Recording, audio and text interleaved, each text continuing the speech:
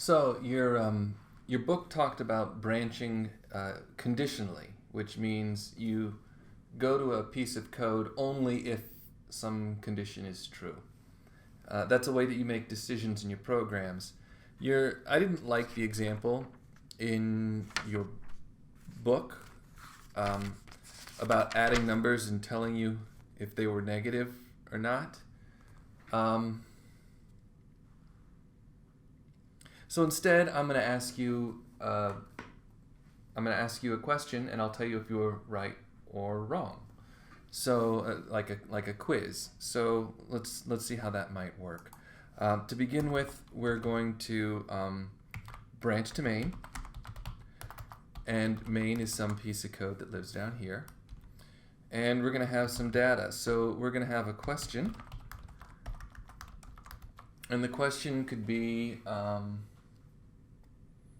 what is 3 plus 6? I don't know. So that's our little quiz question. And since it's a string, it ends in a 0. That question, I have to use the ASCII pseudo instruction to say that this is an ASCII string. And so the answer is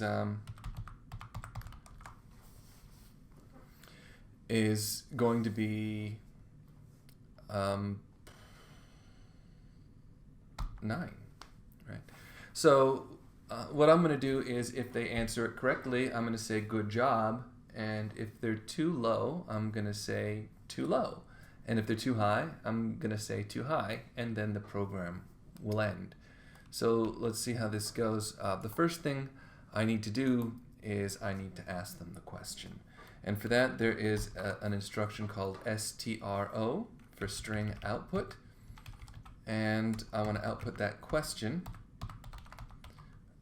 reading the string from data right here. So it'll read a null terminated. Null terminated means it ends with that x00 here. And it'll display that question. And then I'm going to read in their answer. So the answer, I put 9. The answer should be a word 9. And that's the correct answer.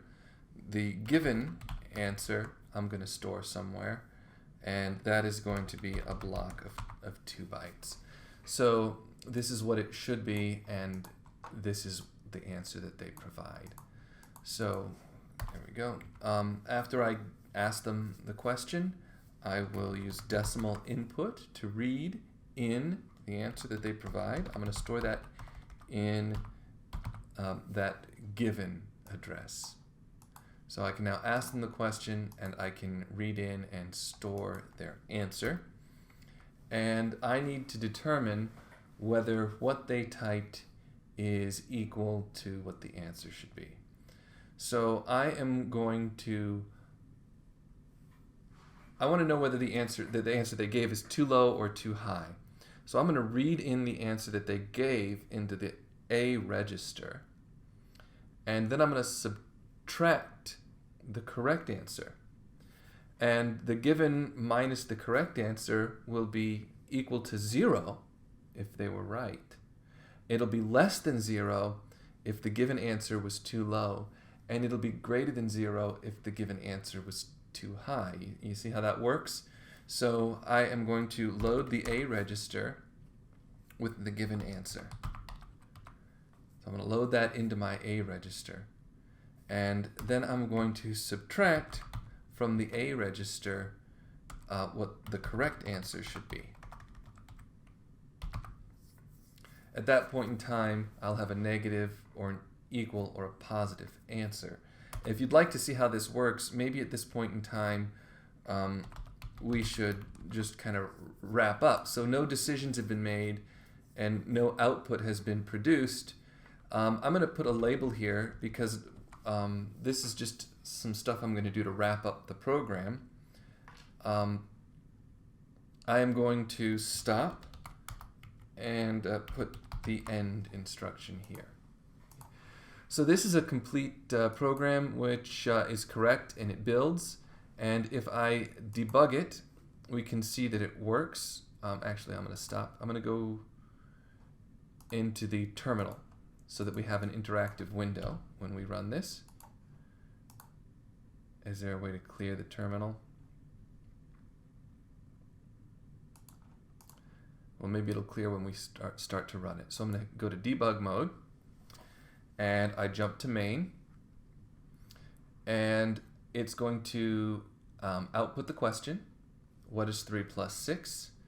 And then it's going to ask me to input a decimal number. So I'm going to put in the number 8, which is too low, and hit enter. So it's now going to load what I typed. So the thing that I typed was 8, and that got stored up here at address 10, 11, 12, 13, 14, 15, which is F, right? So that's the given answer. That's 14. Apparently I was wrong. That's the given answer. If I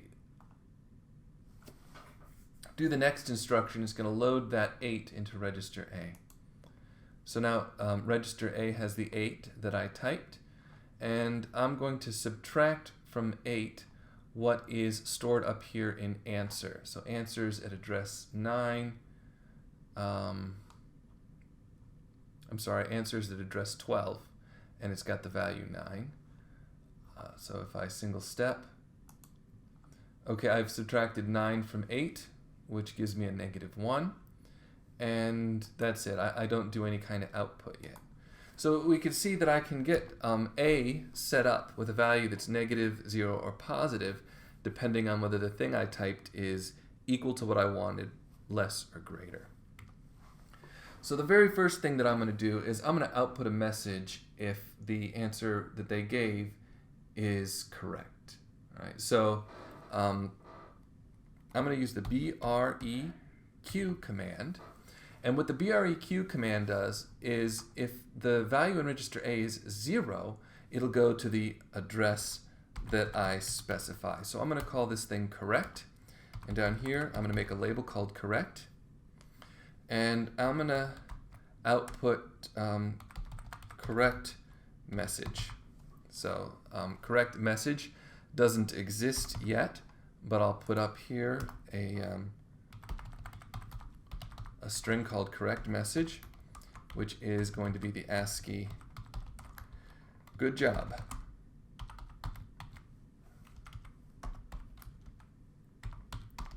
Ending it with a null terminated string. So if they get it right, it should output the correct message and then continue here with the stopping, right? Now, if it's not correct, then I don't want to say good job.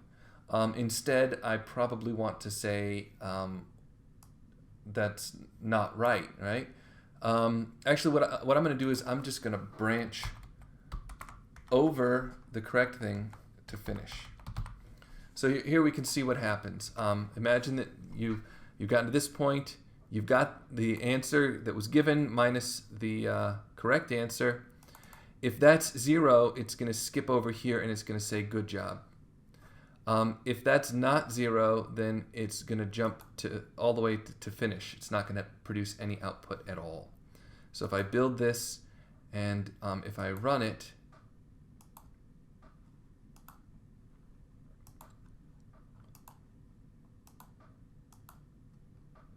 I'm getting an error here.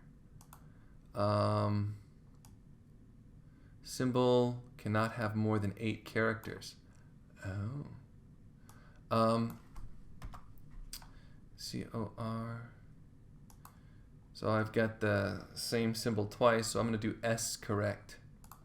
So if you've ever wondered why these mnemonics are so hard to remember, they're so odd, why don't they just say what they want? A lot of times with these low-level programs, the lengths of your strings, the lengths of your identifiers are constrained. So now if I run it, it says what's 3 plus 6, and if I type in 9, it says good job. And again, if I run it, what's 3 plus 6, and if I hit 8, there's no output at all, just like I wanted. To debug it, to see what happens, It outputs the question. It asks me for my answer. I type in 8, hit enter. It loads the given into register A. It subtracts the correct one, and I've got a negative number. So here it's saying if it's 0, if it's correct, go to this correct label. It's not. So it's just going to jump over the stuff that it's supposed to do when it's correct, right to stopping the program. Similarly, debugging the program, if I give it the correct answer, it subtracts it and I get a 0 there. It tries to go, it checks whether it's 0, and it is, so it's going to branch down here to the correct label, and what that does is it produces string output with that correct message. Good job. And then it continues on executing at the next line, which finishes the program. So I'd like to make it also tell me if I was too low or too high. So here, at this line of code, I know that I'm not correct, because if I was correct, I would have jumped over and continued executing down here. So at this point in the program, I know that I'm not correct, so I want to figure out whether it's too low. So the branch less than instruction checks whether A is negative, and if it is, it goes to the corresponding label. So down here, this is code that wouldn't get reached otherwise because this thing branches down to finish. I can put a label called too low. And here I can handle the case that the input was too low. And I'm going to have a message for that.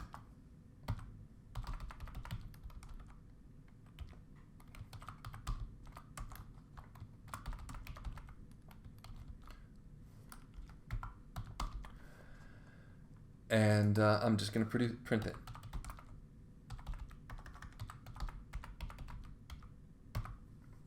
Now the problem is, if I branch to this instruction and I print too low, the next thing it would print is good job. So I don't want to print both of those things. So after I print too low, I want to jump to finish. Right? So that way I don't do this as well. So if they give me a number that's too low, it'll tell me it's too low.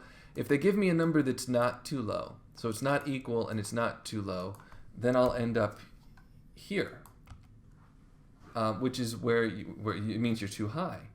So here I can print a message, and I can't spell it right because I can't fit an identifier that long. And so now you have the black art of how you come up with good identifier names.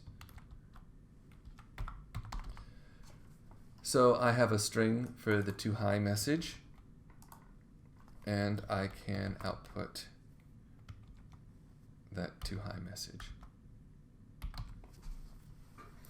So again, ask the question, read the answer, load the answer into A, and subtract what it should be. If they're the same, you get a 0. You print the good job. Otherwise, if it's negative, so the given answer was too low, you print too low, and then you finish. And the third option, so it was neither too low nor was it correct, you print that it was too high, and then you finish. So if we build this and we could try running it, what's 3 plus 6? I hit 8. Too low. Again, what's 3 plus 6? If I hit 9, good job. And then the last case is if I give something that's too high, then I say that it's too high. So we've done what we wanted to do. The program isn't too long. We can see here that we've collected all of our data up at the top. Some of these are constants that we've stored just so we could print them. And this is something, a space for us to store stuff we read in. And this is our correct answer. And I think the program should be self-explanatory now. One little point, even though it wastes memory because it doesn't do anything, just for symmetry, I like to make each case look the same. So for instance, it doesn't hurt to put a label here, too high, just to call out the fact that this is what happens when we're too high, and this is what happens when we're too low, and this is what happens when we're correct, just to make them easy to spot. And this last branch to finish is unnecessary because finish is the next line anyways. But that's about keeping your code clear. So that wraps this up. I'm sorry it was so long, but I think this program is probably more interesting than the demo in your book. Yeah, tons of fun, right?